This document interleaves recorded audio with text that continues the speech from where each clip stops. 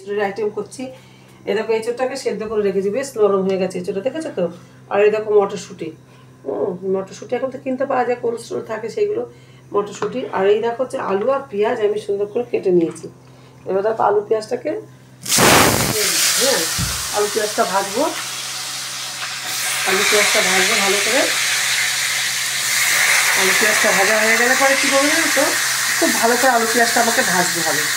তারপর আমি মশলা দেবো, সে তোমাদের আমি দেখাবো মশলা দেবো। হ্যাঁ একদম কষা কষা করে আমাকে তরকারিটা করতে হয়, বুঝতে পারছো তো। এই যে এবার আলু পেঁয়াজটা ভাজছি, ভাজা হয়ে গেলে পরে আমি তোমাদের আবার বলছি, বুঝেছো তো।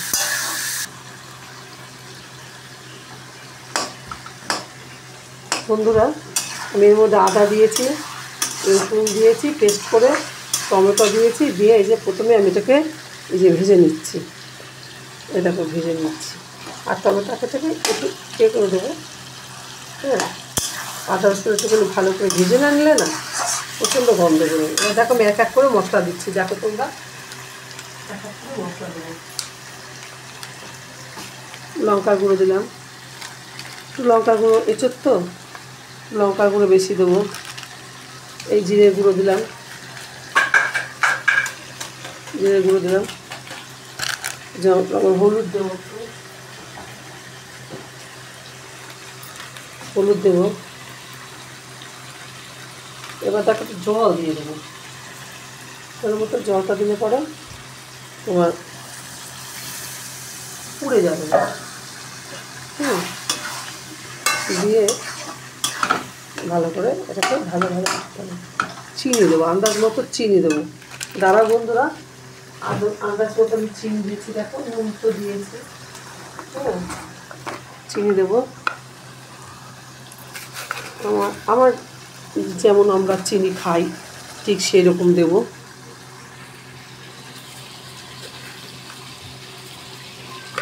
চিনি দিলাম। এবারে এই মশলাটাকে খুব ভালো করে কষিয়ে ভাজতে হবে, ঠিক আছে তো। তারপরে দেখাবো তোমাকে কী করছি। বন্ধুরা দেখো আমি এঁচোড় দিয়ে দিয়েছি, হ্যাঁ এঁচোড় দিয়ে এই যে আমি নাড়ছি, ভালো করে মাখিয়ে আমি অল্প জল দেবো, জলটা আমার বেশি লাগবে না, মানে এঁচোড় খুবই সেদ্ধ হয়ে গেছে। কেননা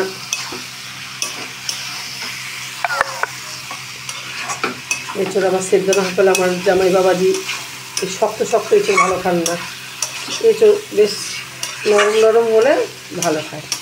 ওই জন্য এঁচোড়টাকে খুব বেশি রকম করে সেদ্ধ করে নিতে হয়েছে, বুঝেছো তো। তো এই হচ্ছে ব্যাপার।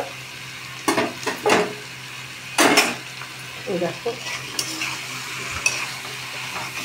পুরো মাখিয়ে ফেললাম। এবার এঁচোড়ও তেমন সেদ্ধ হয়ে গেছে, আলুও তেমন সেদ্ধ হয়ে গেছে, চিন্তা নেই। জল আমাকে অল্প দিলেই হয়ে যাবে, এই জল আমি দিয়ে দিই, ব্যাস আর জল দিলাম। এবার নামাবো যখন তোমাদের দেখাবো।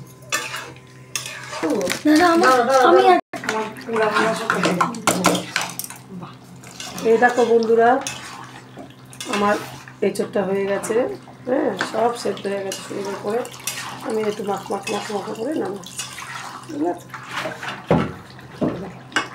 ঠিক আছে।